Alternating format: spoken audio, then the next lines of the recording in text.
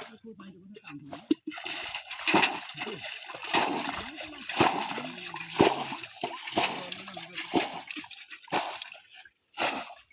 Viewers, আসসালামু আলাইকুম। তো ভিউয়ার্স, আজকে আমরা একসাথে দুইটা জমির মাছ মারলাম আর কি। দুইটা জমিতে আজকে অনেক মাছ পেয়েছি, প্রচুর মাছ। তো এই যে দেখেন, এই জমিটাতে কেবল মাছ মারা শেষ হলো আমাদের। তো এই জমিটাতে মারার পরে এই যে ধান ক্ষেত, এখানে কিন্তু ধান আছে, প্রচুর ধান মানে এই জমিটাতে ধান হয়েছে, ভালোই হয়েছে ধান গাছগুলো দেখেন।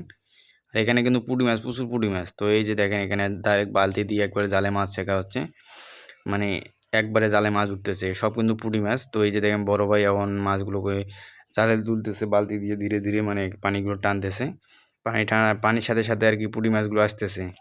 তো এই যে দেখেন, এদিকে পুরোটা এটা কিন্তু ধান ক্ষেত আর কি, সব ধান। আর এইদিকে ধান একটু বেশি, আর নিচ দিকে এই যে এইদিকে কিন্তু জঙ্গল আর কি। তো এইদিকে এটা কিন্তু উঁচু, পুরোটাই উঁচু, আর এদিকে ধান একটু ভালো হয়েছে। তো এই যে এইদিকে বড় ভাই যেদিকে মাছ মারতেছে, এই যে আরেক গাঙ্গাল ধরতেছে এখন। তো এইখানে এইদিকে নিচ পাশে কিন্তু ধান, মানে পানি বেশি হতে ধান গাছ নষ্ট হয়ে গেছে। তো এইগুলোতে একটু মাছ বেশি, একটু পানি হলে এইগুলোতে পানি জমে থাকে। আর পানি বর্তমান কয়েকদিন ধরে পানি না থাকে আর কি, রোদ হওয়ায় পানি শুকাই গেছে, শুকাই যাওয়াতে মাছগুলো এক জায়গায় আর কি এই জমি ভাগ হয়ে গেছে। তো সেই জমিগুলো বেঁধে বেঁধে চারদিকে আলগুলো বেঁধে বেঁধে বালতি দিয়ে বালতি আর জাল দিয়ে সবাই মিলে মাছগুলোকে ধরে নিয়ে আবার ভাগ করে নেওয়া হচ্ছে। আর এগুলো মূলত হচ্ছে সব দেশি মাছ।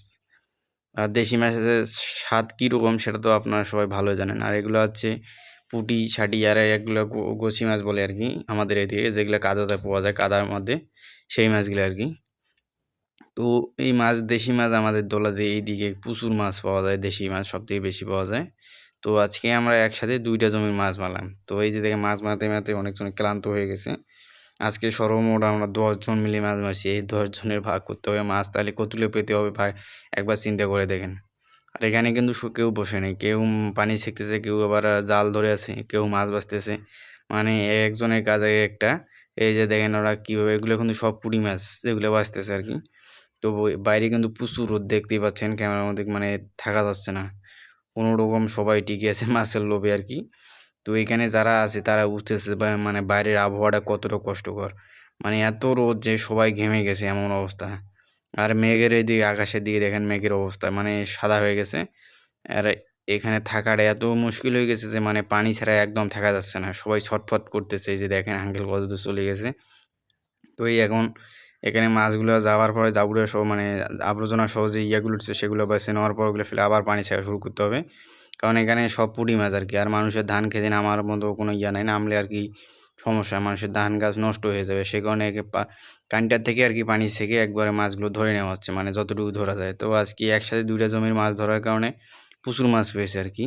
তো 10 জন চিন্তা করেন কতগুলো মাছ পেতে হয়। দেখেন ভাড়া অনেকগুলো, কিন্তু মানে ভাড়া বালতি গিয়ে মনে করেন যে 4-5টা নিয়ে আসা হয়েছে। তো কেউ এখানে জাল ধরে আছে, কেউ মাছ শিখতেছে। এই তো এই যে দেখেন, এই জমিটা কিন্তু কিছুক্ষণ আগে মাছ ধরা হলো, এই যে দেখেন। তো এখানে পানি মোটামুটি শেষ। তো এখানেও মাছ, কিন্তু ভালো মাছ পাওয়া গেছে, সব গুছি বড় বড় পুঁটি টুটি এগুলাই আর কি।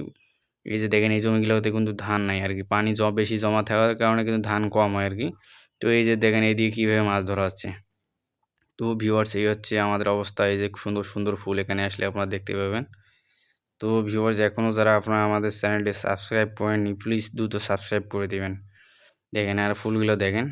তো সবসময় এইরকম মানে কৃষি বিষয়ক বিভিন্ন রকম ভিডিও পেতে আমাদের চ্যানেলটি দ্রুত সাবস্ক্রাইব করে দিবেন। সবাই ভালো থাকবেন। আসসালামু আলাইকুম।